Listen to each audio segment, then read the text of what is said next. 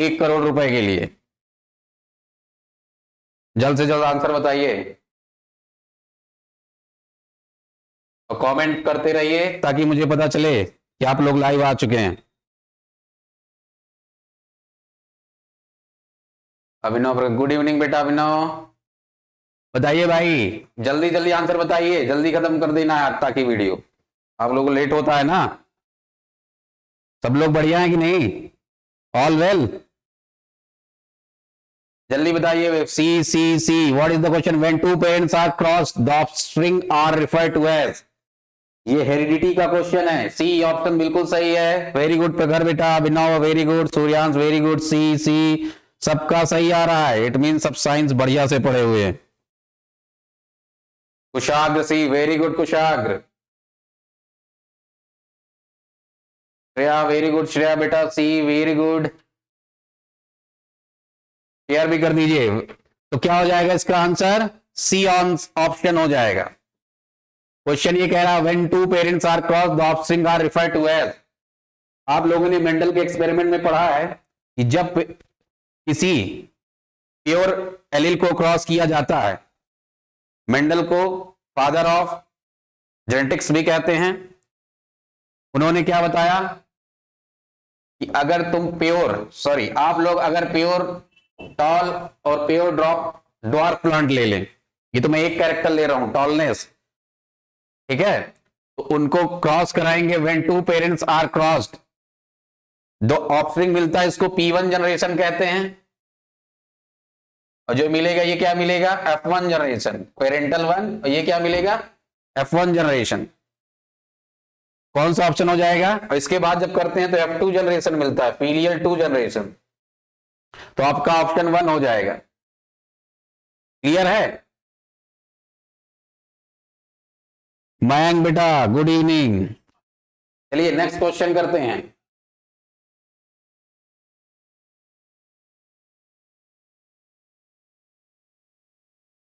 चलिए अगला क्वेश्चन ये है, सॉरी 15 आ गया सर।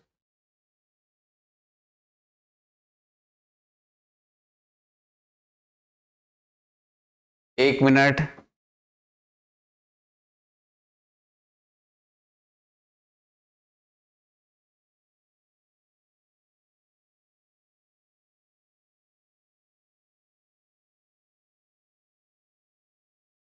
कोई दिक्कत नहीं, नंबरिंग गलत है, आप लोग आंसर बताइए। इसमें नंबरिंग थोड़ा ये नंबर गलत हो गए, इससे कोई दिक्कत नहीं, आप इसका आंसर बताइए। The science of heredity is known as, heredity के साइंस को क्या कहते हैं? ब्रांच ऑफ साइंस जिसमें हम हेरिडिटी इनहेरिटेंस के बारे में पढ़ते हैं, उस ब्रांच ऑफ साइंस को क्या कहा जाता है? जेनेटिक्स। बिल्कुल सही, जिसका आंसर सी है वो सही है, बिल्कुल आंसर सी क्या है? राइट। क्लियर है? जिसका आंसर सी आ रहा है, वेरी गुड।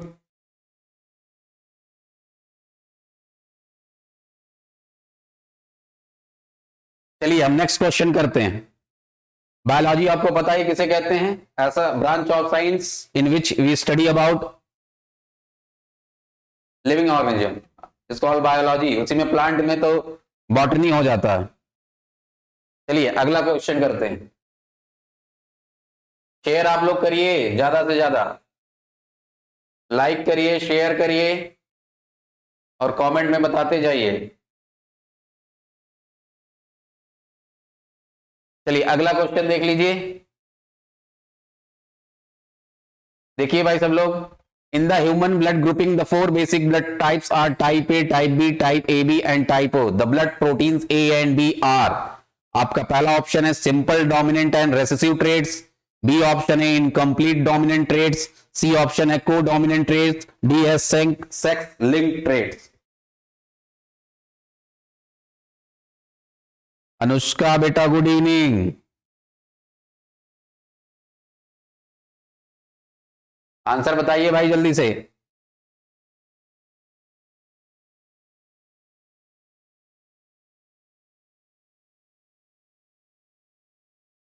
उज्जवल बेटा, हाँ उज्जवल गुड इवनिंग, हाँ ऑप्शन इसका सी होगा। कौन सा ऑप्शन? सी ऑप्शन, आपका ऑप्शन सी हो जाएगा, क्योंकि आप लोगों ने पढ़ा हुआ है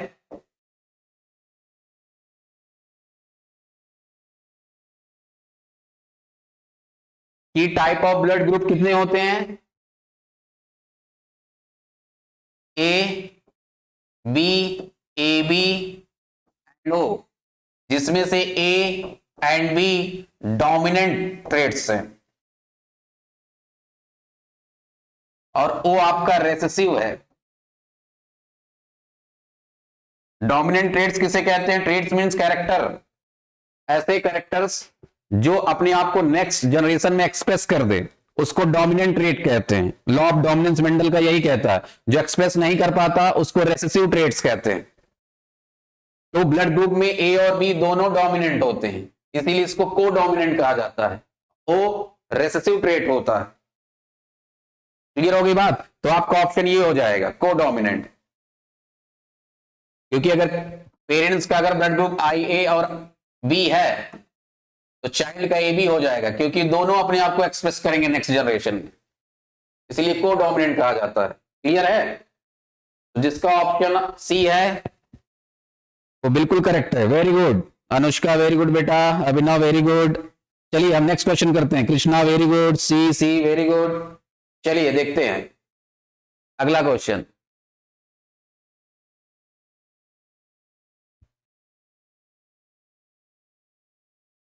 A pregnant woman has an equal chance of her baby being blood group A or blood group AB.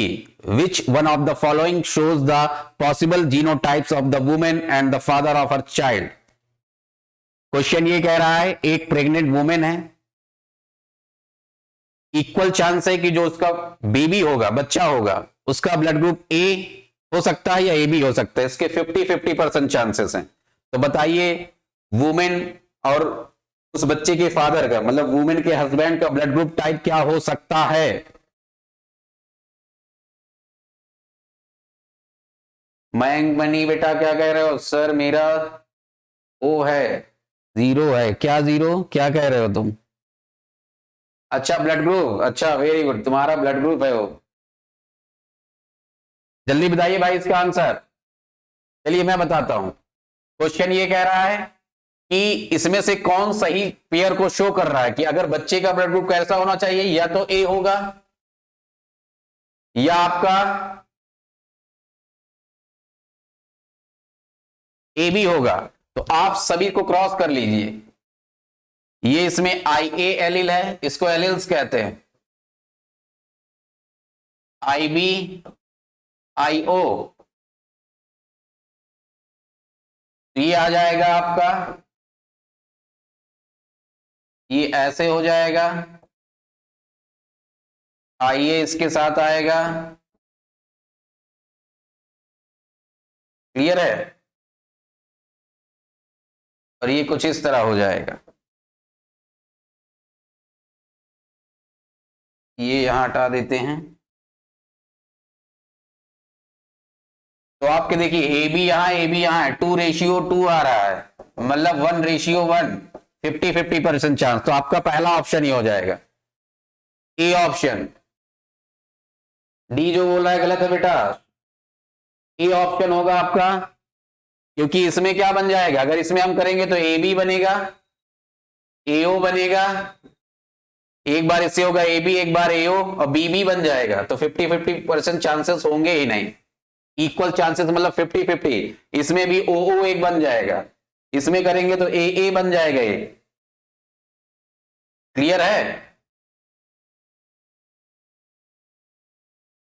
क्योंकि एओ जब बन रहा है तो ए ही एक्सप्रेस करेगा, क्योंकि ओ रेसेसिव होता है, इसमें से ए ही एक्सप्रेस करेगा, ओ रेसेसिव होता है। तो ब्लड ग्रुप आपका ए ही आएगा, यहां भी ए ही आएगा। क्लियर है?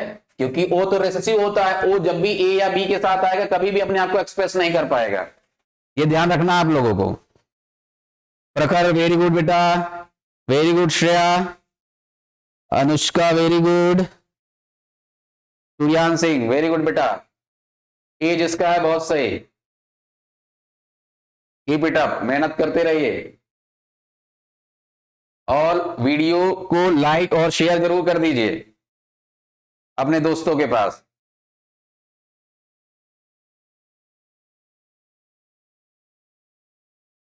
चलिए हम नेक्स्ट क्वेश्चन करते हैं।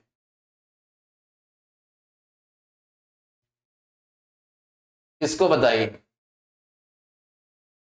जल्दी से बताइए आंसर सभी लोग। A leaf of de-starched healthy potted plant was covered by a black paper strip as shown in figure 1। ये आपको अगर थोड़ा कम दिख रहा हो तो मैं बता दे रहा हूं, ये एक लीफ है जिसमें से ये ब्लैक स्ट्रिप लगा हुआ है, और आपको ये बताना है इसमें से जो आयोडीन डालने के बाद जो कलर चेंज होता है स्टार्च टेस्ट के लिए, वो कौन सा सही डायग्राम शो कर रहा है आपको। इसमें ऑप्शन नहीं दिया गया है तो आप ऐसे ही बता सकते हैं। मान लीजिए ये ए है, ये बी है, ये सी है, ये डी है। चलिए मैं ऑप्शन दिए दे रहा हूं, बताइए आप। तो क्या होता है इसमें, ये कहा गया है एक D starch healthy potted plant है। डी स्टार्च मतलब जिसमें बिल्कुल स्टार्च नहीं है। फोटोसिंथेसिस जब होता है तो स्टार्च एक प्रोडक्ट बनता है, क्लियर है, वो कार्बोहाइड्रेट का ही एक फॉर्म है। तो उसको सनलाइट में सुबह रखा गया है, ठीक है, kept in sunlight in the morning and in the evening it was plugged off, तोड़ के निकाल लिया गया है और उसको टेस्ट किया गया है स्टार्च टेस्ट के लिए। उसमें आयोडीन सॉल्यूशन आप लोगों ने पढ़ा होगा, एक्टिविटी है पहले लाइव प्रोसेस चैप्टर में। तो उसमें जब आयोडीन सॉल्यूशन आप डालेंगे तो जो लीफ होता है, जो जो पार्ट उसका ब्लैक पेपर से कवर्ड है, वो पार्ट क्या हो जाता है, वो सनलाइट के कांटेक्ट नहीं आता तो फोटोसिंथेसिस नहीं कर पाता, तो वहां स्टार्च एब्सेंट होता है। बाकी पार्ट में स्टार्च प्रेजेंस होगा। तो ये किस कलर का, आयोडीन डालने पे स्टार्च रिएक्ट करके किस कलर में चेंज हो जाता है, स्टार्च आयोडाइड बना लेता है। क्या बनाता है, स्टार्च आयोडाइड। और किस कलर का हो जाता है, ब्लू ब्लैक कलर का। किस कलर का, ब्लू ब्लैक। यही टेस्ट शो करता है चेंज इन कलर की स्टार्च प्रेजेंट है। क्लियर है, तो आपका ये ऑप्शन होगा ब्लू ब्लैक। एक्चुअली यहां एक ब्लैक स्ट्रिप लगा होना चाहिए, तो मान लीजिए ब्लैक ही स्ट्रिप लगा हुआ है, तो आपका जो ये पोर्शन है जो सनलाइट के उसमें था, ये ब्लू ब्लैक कलर का हो जाएगा। तो आपका बी ऑप्शन होगा। सी नहीं बेटा, बी होगा, क्योंकि यहां तो ब्लैक स्ट्रिप लगा है ना, तो ये कलर चेंज शो ही नहीं करेगा। आपका ये स्टार्च प्रेजेंट होगा, तो स्टार्च में जब आयोडीन को ऐड करते हैं तो स्टार्च आयोडाइड में कलर चेंज हो जाता है, जिससे कलर ब्लू ब्लैक हो जाता है चेंज होकर। क्लियर है, तो आपका ऑप्शन बी होगा। जिसका ऑप्शन बी है, वेरी गुड, कमेंट करते रहिए ताकि मुझे पता चले। Option B is correct. जब भी स्टार्च में आयोडीन को ऐड करेंगे, रिएक्शन होकर स्टार्च आयोडाइड बनाएगा और कलर चेंज क्या हो जाएगा, ब्लू ब्लैक कलर का हो जाएगा। इसमें तो ब्लैक स्ट्रिप लगा हुआ है, यहां थोड़ा यहां कलर गलती, यहां ब्लैक स्ट्रिप लगा होना चाहिए, ठीक है। चलिए, अब आप लोगों ने एक और एक्टिविटी पढ़ा होगा, कार्बन डाइऑक्साइड टेस्ट की। Carbon dioxide is necessary for photosynthesis, जिसमें आपको एक जार दिया गया, प्लांट को, एक पॉटेड प्लांट को जार के अंदर रख दिया गया होगा, उसके बगल में एक चाइना डिश रखा जाता है।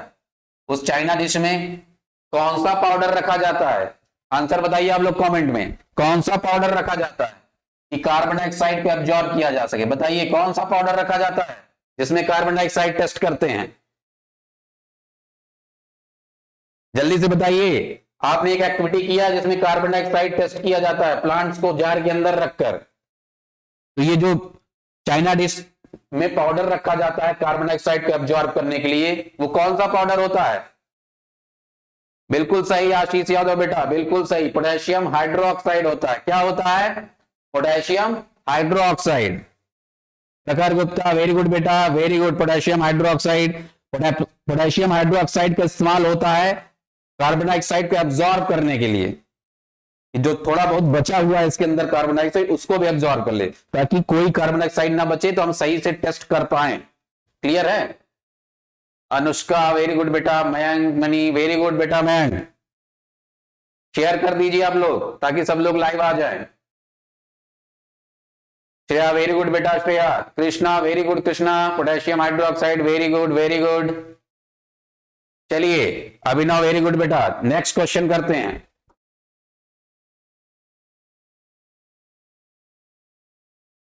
चलिए ये रहा क्वेश्चन, बताइए आप लोग जल्दी बताइए, ये तो आपको 30 सेकंड में बता देना चाहिए, बिल्कुल पढ़िए और बता दीजिए। The correct sequence of organs in the male reproductive system for the transport of sperm is, sperm को ट्रांसपोर्ट करने के लिए करेक्ट सीक्वेंस क्या है? जल्दी बताइए।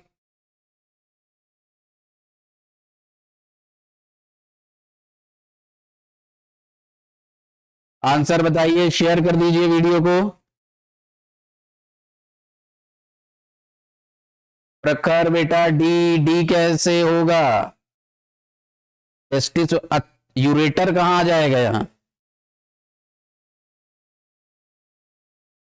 डी के आशीष यादव, ए टेस्टी, वेरी गुड आशीष बेटा, सही है, ऑप्शन ए होगा। यूरेटर तो आपका किडनी में आ जाएगा, किडनी से वो ट्यूब लाइक स्ट्रक्चर जो कैरी करता है। डी कौन बोल रहा है? सूर्यांश गलत है, कुशाग ए, वेरी गुड बेटा। प्रखर गुप्ता ए, वेरी गुड प्रखर। अनुष्का गलत है बेटा, डी नहीं, ए जो करेक्ट सीक्वेंस होता है। मयंक बेटा, वेरी गुड मयंक, ए। ठीक है, आप लोगों ने पढ़ा है testis, a pair of testis human body में पाया जाता है। टेस्टिस का फंक्शन क्या है? स्पर्म प्रोड्यूस करना, और उस स्पर्म को एक ट्यूब लाइक स्ट्रक्चर कैरी करता है यूरेथ्रा तक। उस ट्यूब लाइक स्ट्रक्चर को क्या कहते हैं? क्या कहते हैं? वास डिफरेंस, क्या कहते हैं? और यहां दो ग्लैंड पाए जाते हैं, एक प्रोस्टेट ग्लैंड और सेमिनल वेसल। इनका काम है, प्रोस्टेट ग्लैंड क्या करता है? What is the function of prostate gland? तो नरिशमेंट प्रोवाइड करता है वो स्पर्म को। सेमिनल वेसल सीमेन सिक्रीट करता है, एक तरह का फ्लूइड जो 50 to 80% पार्ट कवर करता है स्पर्म का, और उसका काम यही है कि स्पर्म जब वजाइना तक पहुंचे तो उसको लाइव रखे, हेल्दी रखे। क्लियर है?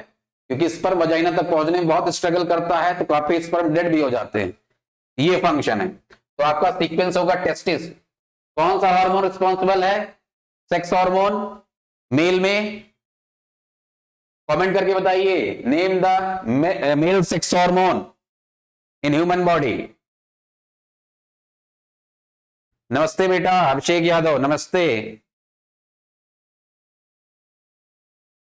तो आपका मेल सेक्स हार्मोन कौन सा ह्यूमन बॉडी में? टेस्टोस्टेरोन। कौन प्रोड्यूस करता है? टेस्टिस। Female progesterone. ठीक है, कौन प्रोड्यूस करता है? ओवरी। क्लियर है? तो यहां से ये जाएगा टेस्टिस से, वास डिफरेंस से यूरेथ्रा, इसको यूरेथ्रा कहते हैं, ये इंटरनल पार्ट, ये पीनिस कहलाता है। ठीक है, क्लियर है? Very good, very good. Testosterone, very good बेटा सूर्यांश, वेरी गुड। चलिए, तो आपका करेक्ट सीक्वेंस ये हो जाएगा। यूरेटर आपका किडनी का पार्ट होता है। चलिए अगला क्वेश्चन करते हैं। टेस्टोस्टेरोन, वेरी गुड अभिनव, वेरी गुड आशीष, अनुष्का, सबका आंसर बढ़िया आ रहा है भाई। तो मतलब आप लोग मेहनत कर रहे हैं, लगे रहिए। ठीक है, चलिए अगला क्वेश्चन देखिए। The correct sequence of reproductive stages occurring in flowering plant is, flowering plants में जो स्टेजेस होते हैं वो बताइए, क्या करेक्ट सीक्वेंस है? चलिए बताइए।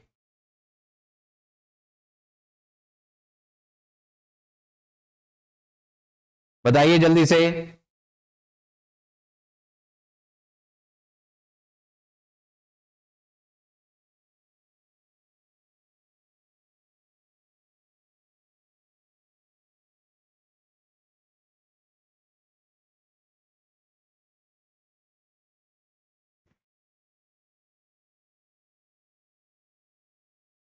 आंसर बताइए भाई सब लोग। D, D Suryansh, D. हाँ डी, किसका आ रहा है? D, very good.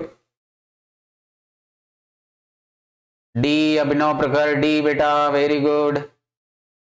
Prakhar Gupta, D option, very good, very good. D होगा। Anushka Kesarwani, D, very good बेटा अनुष्का। क्लियर है? तो डी होगा आपका। गैमेट्स, एम्ब्रियो, फिर जाइगोट। गैमेट, सॉरी,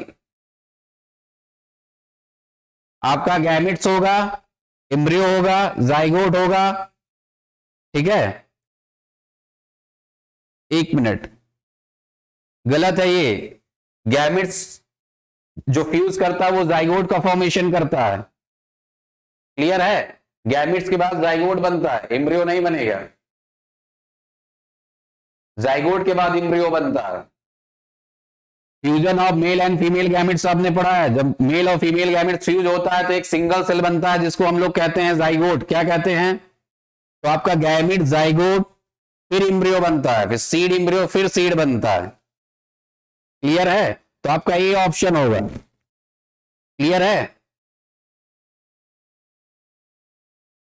समझ में आ रहा है। गैमेट्स के बाद जाइगोट, एम्ब्रियो बाद में बनता है, ये होगा, एम्ब्रियो नहीं होगा।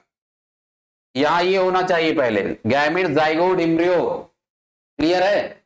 ए ऑप्शन बिल्कुल सही है, क्योंकि आपने पढ़ा fusion of male and male and female gametes to form zygote is called fertilisation, उसी को फर्टिलाइजेशन कहते हैं। सिंगल सेल तब वो डेवलप करके एम्ब्रियो बनाता है, ठीक है।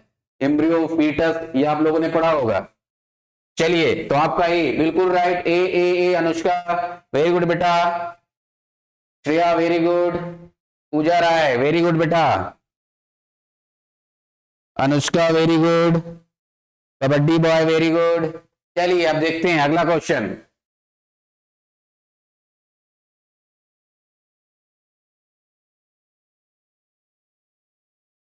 In which one of the following birth control methods a small portion of oviduct of a woman is removed by surgical operation and the cut ends are ligated?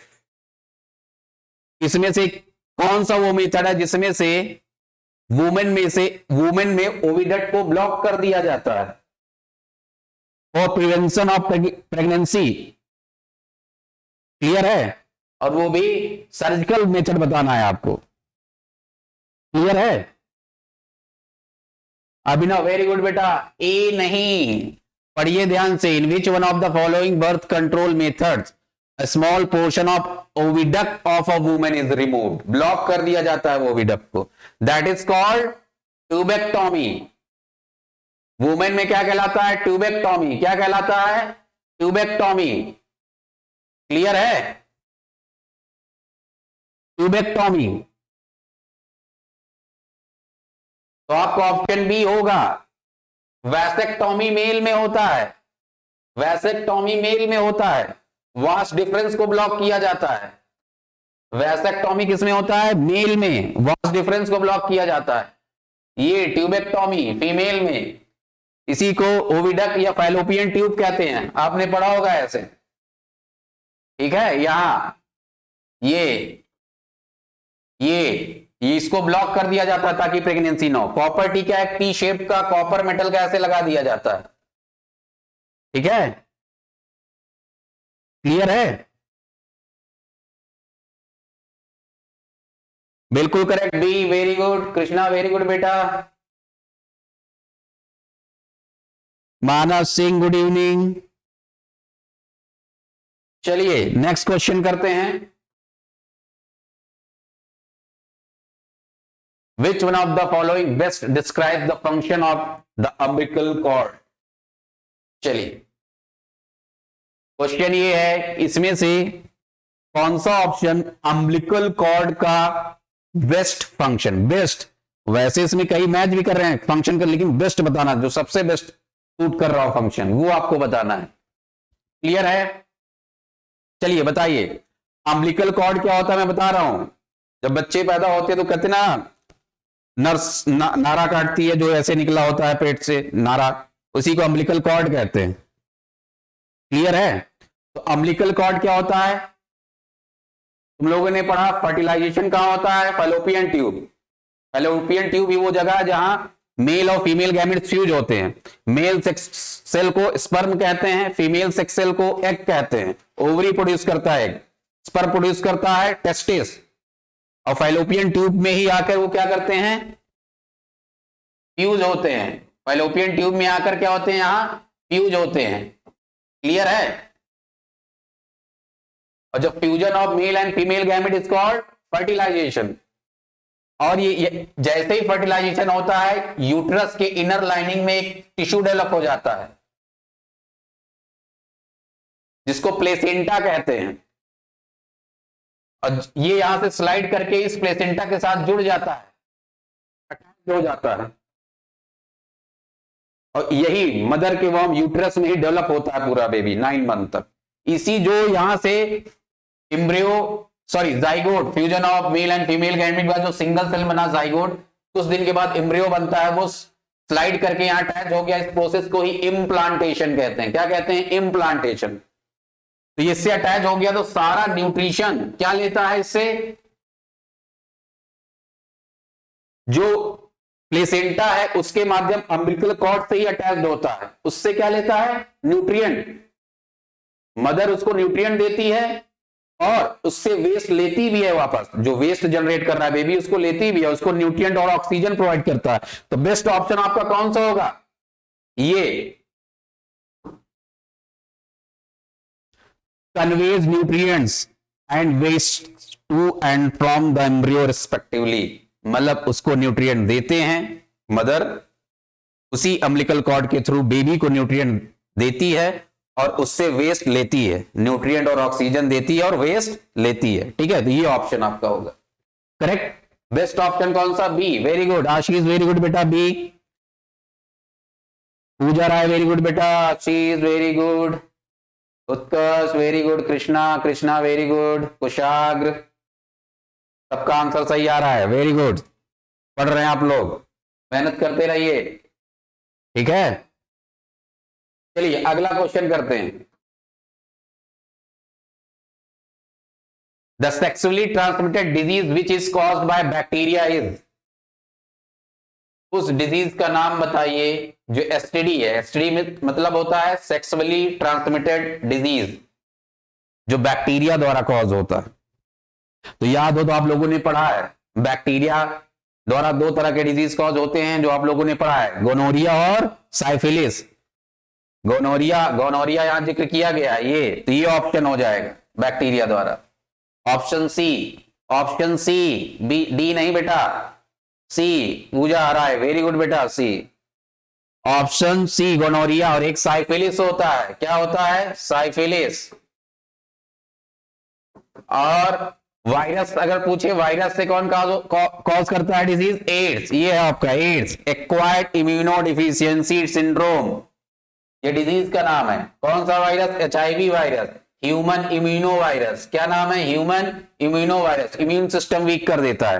Gonorrhoea और syphilis क्या होते हैं? इसमें जो सेक्सुअल पार्ट होते हैं उसमें etching होने लगता है, माउथ सॉर हो जाता है, ये भी हो सकता है, या सेक्सुअल पार्ट भी इचिंग होने लगता है, दाने निकल आते हैं। ये बैक्टीरिया द्वारा कॉज होता है, साइफिलिस और गोनोरिया। पूछा भी गया था पिछली बार एग्जाम में। स्टडी कैसे प्रिवेंट किया जाए, पॉपुलेशन कंट्रोल कैसे किया जाए, ये तो बहुत बड़ा मुद्दा है पॉपुलेशन कंट्रोल, क्योंकि देख रहे हो हम किस रेट से बढ़ रहे हैं, है ना। WHO ने कहा भी है कि भैया आप नेक्स्ट ईयर में चाइना को पीछे छोड़ देंगे। चलो किसी मामले में तो हम लोग आगे हैं, क्लियर है। चलिए आगे बढ़ते हैं। बी नहीं बेटा, डायरिया तो डिसेंट्री का, तो डायरिया बच्चों में हो जाता है, वो तो अनक्लीन या अनहेल्दी वाटर पीने से उससे हो जाता है, या फूड से। क्लियर है। चलिए नेक्स्ट क्वेश्चन करते हैं। अब आ गया आपका न्यूमेरिकल लाइट चैप्टर से रिफ्रैक्टिव इंडेक्स से। चलिए कल डिमांड आई थी कि न्यूमेरिकल सर करवाइए, तो आज आपके लिए पेश कर दिया गया है। पेशे खिदमत है पहला न्यूमेरिकल इस लेक्चर का। जल्दी से आंसर बताइए। आज भाई छपरी बॉय नहीं दिख रहा है, कल कोई छपरी बॉय आया था ना, कहां गया छपरी बॉय?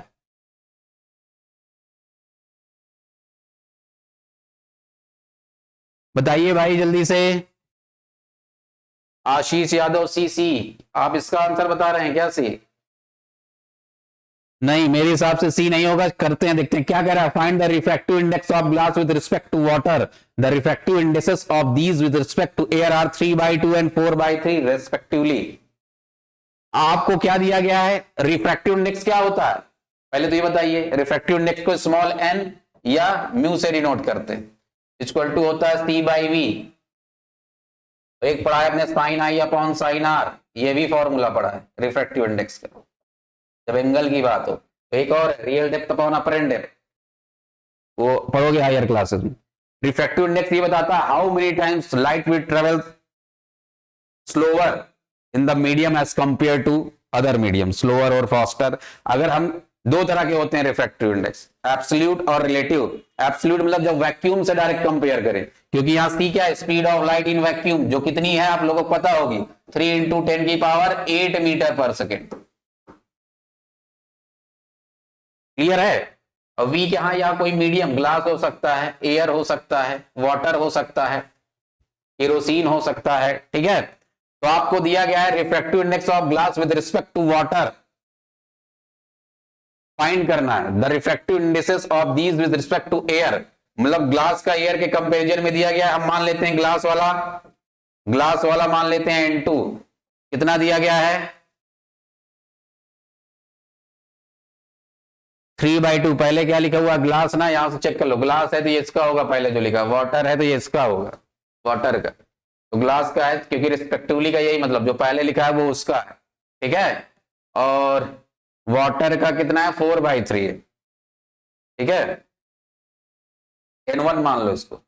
अब यहां ये देखते हैं किसके रिस्पेक्ट में पूछा है। तो यहां पूछा है ग्लास का वाटर के रिस्पेक्ट में, और दोनों का एयर के रिस्पेक्ट में गिवन है, दोनों का एयर के रिस्पेक्ट में गिवन है। ग्लास और वाटर दोनों का एयर के रिस्पेक्ट में गिवन है, और तुमको पूछ क्या रहा है, ग्लास का वाटर के रिस्पेक्ट में। कुछ नहीं करना है, ग्लास जिसका पूछे उसका ऊपर रखो। ग्लास का पूछा है तो ग्लास की वैल्यू ऊपर ये है, N2/N1 हो जाएगा। N2/N1 क्या हो जाएगा, ये 3/2 होल अपॉन 4/3। तो ये नीचे चला आएगा, ये ऊपर चला जाएगा। 3 3 जा 9 अपॉन 4 2 जा 8, 9/8 हो जाएगा option D option. Very good Prakhar, Anushka very good, D option. Abhinav very good बेटा, D option, very good. Mayank, Prakhar very good, Anushka very good, Pooja बेटा वेरी गुड। चलिए जल्दी बताइए, सही है ये, समझ में आ रहा है इसको रिफ्रैक्ट। अब आप मुझे क्वेश्चन में पूछ रहा हूं, आंसर जल्दी कमेंट बॉक्स में बताइए सब लोग। कार्तिकेय बेटा वेरी गुड, जल्दी आंसर बताइए। डायमंड का रिफ्रैक्टिव इंडेक्स बताइए सब लोग कमेंट करके, जल्दी बताइए। डायमंड का रिफ्रैक्टिव इंडेक्स बताइए सब लोग, कमेंट बॉक्स में बताइए भाई, डायमंड का रिफ्रैक्टिव इंडेक्स।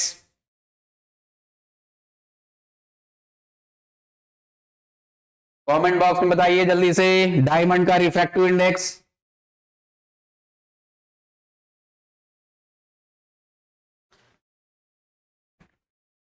वेरी गुड प्रकार, 2.42, वेरी गुड, 2.42, 2.42 सबसे डेंसेस्ट सब्सटेंस है डायमंड, इसलिए जितनी डेंसिटी ज्यादा होगी उतना ही ज्यादा रिफ्रैक्टिव इंडेक्स होगा। क्लियर है। चलिए वेरी गुड, 2.42, अभिनव वेरी गुड, मैंग वेरी गुड बेटा, उदा very good, Krishna very good बेटा। चलिए अगला क्वेश्चन करते हैं, ये रहा, जल्दी बताइए, जल्दी से करिए सब लोग।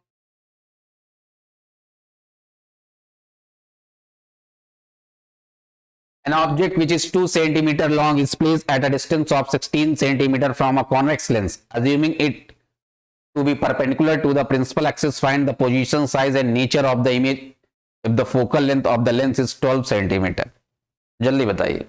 एक ऑब्जेक्ट है जो 2 सेंटीमीटर लॉन्ग है, तो तुरंत लिखते, पहले न्यूमेरिकल में गिवन लिखा करो, मतलब HI की वैल्यू कितनी है, height of object, sorry image नहीं, an object 2 centimetre long, long का मतलब होता है कितना लंबा है, height of object 2 centimetre, always positive, पढ़ा है तुम लोगों ने, हमेशा पॉजिटिव लेते हैं, ठीक है। इस place at a distance of 16 centimetre, object रखा हुआ कितनी दूरी पर, तो यू हो गया object distance, negative, always negative, -16 centimetre. Clear है। फ्रॉम अ कॉन्वेक्स लेंस, कैसा लेंस है, कॉन्वेक्स लेंस है, कैसा लेंस है, ये प्रिंसिपल एक्सिस मान लो, ठीक है। तो इससे कितनी दूरी पर रखा हुआ है, 16 सेंटीमीटर, 16 सेंटीमीटर। हाइट कितनी है, 2 सेंटीमीटर ऑब्जेक्ट की। क्या पूछ रहा है, assuming it to be perpendicular to the principal axis, find the position, size and nature of the image। Position बताना है आपको, v मतलब बताना है, क्लियर है। साइज बताना है, मतलब एचआई बताना है आपको। क्या बताना है, एचआई, हाइट ऑफ इमेज, ठीक है। फोकल लेंथ गिवन है भाई 12 सेंटीमीटर, फोकल लेंथ कितना है, 12। अब कॉन्वेक्स लेंस का फोकल लेंथ पॉजिटिव होता है, क्या होता है, पॉजिटिव होता है। तो आपका एफ इक्वल टू हो जाएगा प्लस में 12 सेंटीमीटर। आपके पास u है, f है, v निकाल सकते हैं किससे, लेंस फॉर्मूले से। 1 upon F equal to 1 upon V minus 1 upon U, कितना आपके पास 1/12 equal to 1 upon V minus U कितना है -116। माइनस माइनस प्लस हो जाएगा, इधर आएगा, कितना हो जाएगा 1/12 minus 1/16 equal to 1/v। LCM कितना आ जाएगा, कितना आएगा एलसीएम 48। ये कितना हो जाएगा 4 3, कितना हो जाएगा 1/48। ये 1/v की वैल्यू है, रेसिप्रोकल करोगे v इक्वल टू कितना आ जाएगा 48। कितना आ जाएगा v इक्वल टू 48 आ जाएगा सेंटीमीटर। तो आपका इमेज, लेकिन सभी में 48 है, क्लियर है। अब आपको नेचर बताना है, रियल इन्वर्टेड साइज भी बता दीजिए। चलिए इतना समझ में आ गया, v 48 आ गया है, साइज चलिए बता देते हैं। साइज कितना होगा, ठीक है। तो आपके पास v आ गया है 48, इस दिखा रहा है कि रियल, क्योंकि लेंस में रियल साइड इधर होता है, v अगर पॉजिटिव आ रहा है तो। अब हमको पता करना है image of the focal length से, क्या पता करना है, हाइट ऑफ इमेज। तो m इक्वल टू क्या होता है, लेंस के केस में पॉजिटिव, मिरर में ये माइनस होता है, तो मैग्निफिकेशन m इक्वल टू एक और होता है HI अपॉन HO। तो v by U equal to HI upon HO हो जाएगा, height of image upon height of object. v कितना है हमारे पास 48 अपॉन u कितना है, u है हमारे पास -16 इक्वल टू HI निकालना है, HO कितना है 2 सेंटीमीटर।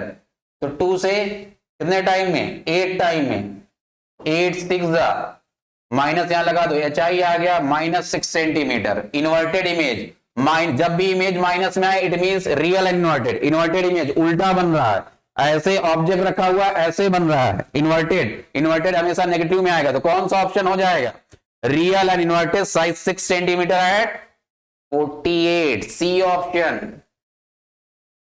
क्या हो जाएगा, सी ऑप्शन। वेरी गुड, जिसका सी आ रहा है वेरी गुड बेटा, कृष्णा, मयंक, कुशाग्र, अभिनव, वेरी गुड, सी ऑप्शन। समझ में आया सबको, क्लियर है।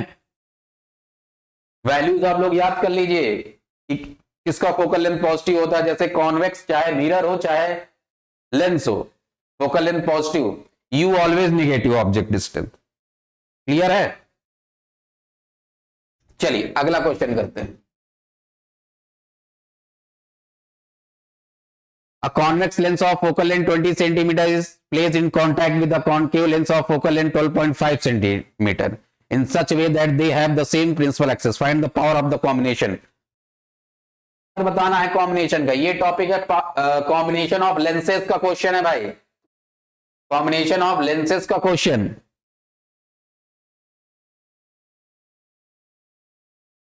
Sir please bring some tough question. Okay चलिए, मैं नेक्स्ट टाइम ट्राई करूंगा, टफ क्वेश्चन लाऊंगा, ठीक है। पूजा राय जी बिल्कुल, लेकिन अभी मुझे कुछ बच्चों को ध्यान भी देना है ना कि किस तरह नेचर के बच्चे जुड़ रहे हैं, उस हिसाब से मैं सब करूंगा, ठीक है।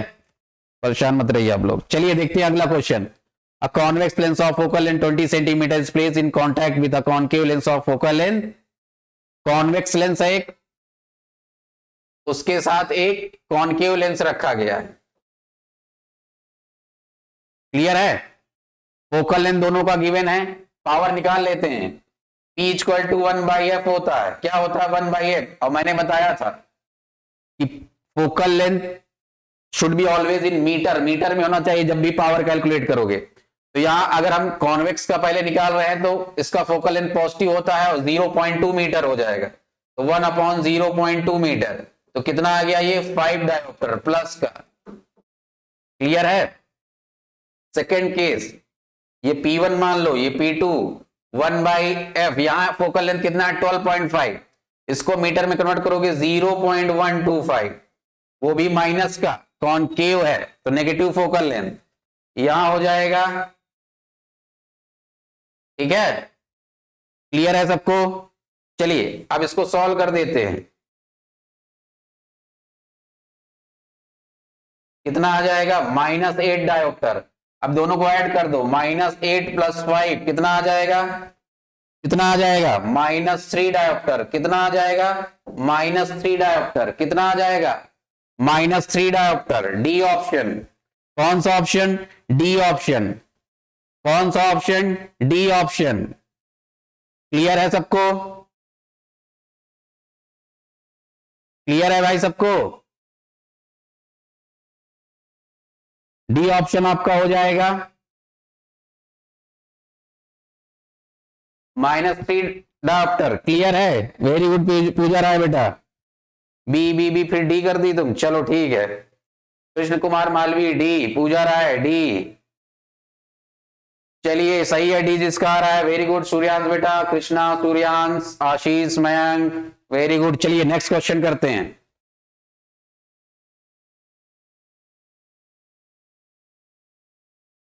चलिए अगला क्वेश्चन क्या है? A particle with a charge of 1.5 coulomb is taken from a point A at a potential difference of 50 volt to another point B at a potential difference of 120 volt.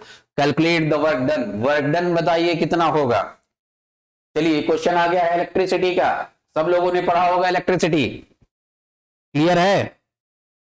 जल्दी से बताइए और शेयर कर दीजिए, video को like भी कर दीजिए। क्लियर है? चलिए क्वेश्चन क्या कह रहा है, एक मिनट।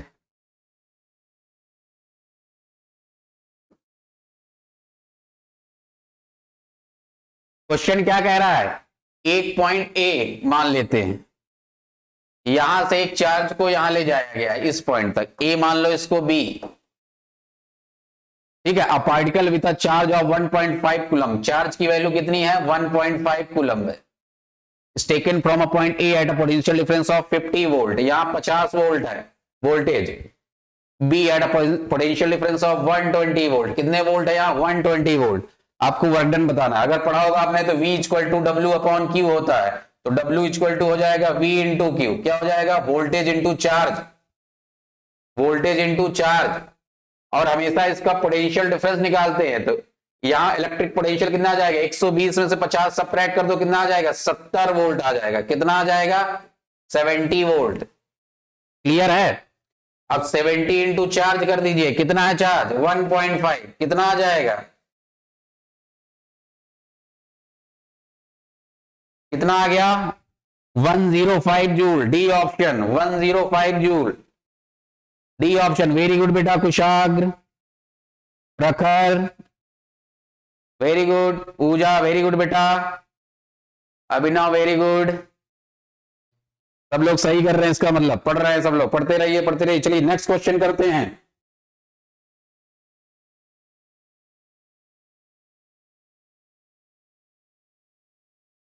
चलिए पढ़ लीजिए क्वेश्चन, ये तो बस ऐसे ही देख के बता दीजिए, इसमें कुछ करने की जरूरत ही नहीं।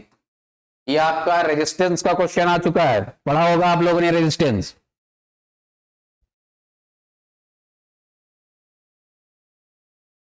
पढ़ा है कि नहीं रेजिस्टेंस, करंट पढ़ा है कि नहीं सबने? गाना तो सुना ही होगा सबने कि नहीं सुना? गाना सुनते हो कि नहीं सब लोग, सॉन्ग सुनते हो? लग गए 440 वोल्ट छूने से तेरे, तो यहां 440 वोल्ट तो पिछले वाले क्वेश्चन में था, यहां क्या है रेजिस्टेंस आ गया है। ठीक है, तो आप बताइए भैया, a copper wire has a resistance of 2 ओम, एक कॉपर का वायर है जिसका रेजिस्टेंस है 2 ओम, क्या है 2 ohm. Another copper wire of the same material, same material का है मतलब कॉपर का ही बना हुआ है, as the first one is double in the length of the first. यहां थोड़ा सा ये वर्ड कुछ डिफरेंट लग गया, यहां हो जाएगा जो अब वायर है उसका लेंथ कितना है, डबल है पहले वाले से। ये मान लीजिए इतना है तो ये दुगना है, कितना है, डबल है इसका। अगर ये x है तो ये 2x है, दुगना लेंथ का है, तो बताइए कितना हो जाएगा resistance. Very good, D option होगा, क्योंकि आप लोगों ने पढ़ा है R is directly proportional to L, length double हुआ रेजिस्टेंस भी डबल, 2 ओम है तो 4 ओम हो गया। R का रिलेशन आप लोगों ने पढ़ा है, R is inversely proportional to cross section area, temperature के डायरेक्टली प्रोपोर्शनल, इन चीजों पर डिपेंड करता है रेजिस्टेंस। आप लोगों ने एक टॉपिक पढ़ा होगा, state the factors on which the resistance of a conductor depends. The resistance of a conductor depends on cross section area, length, temperature and nature of material. Clear है, ये है क्वेश्चन। 4 ओम हो जाएगा, दुगना हो जाएगा। वेरी गुड बेटा, D D D, very good Krishna, Pooja, Mayank, very good बेटा, कीप इट अप, शाबाश। चलिए नेक्स्ट क्वेश्चन करते हैं।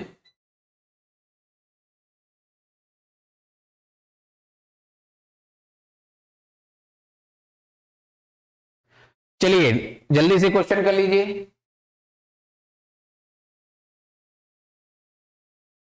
A room has 2 tube lights, a fan and a TV. Each tube light draws 40 watt. The fan draws 80 watt.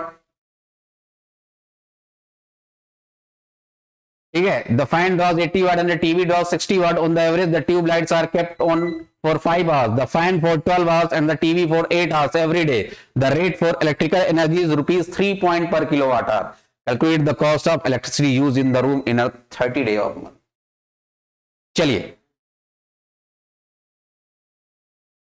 चलिए आप लोग ये note कर लीजिए।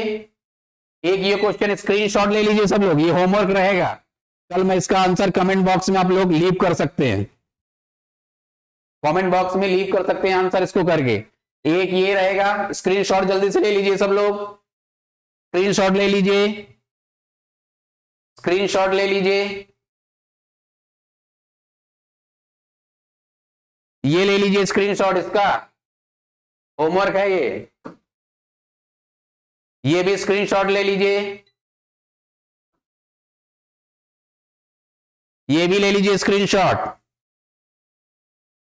चलिए थैंक यू, बहुत बहुत धन्यवाद आप लोगों का मेरे साथ जुड़ने के लिए। कल फिर मिलते हैं नए लेक्चर के साथ।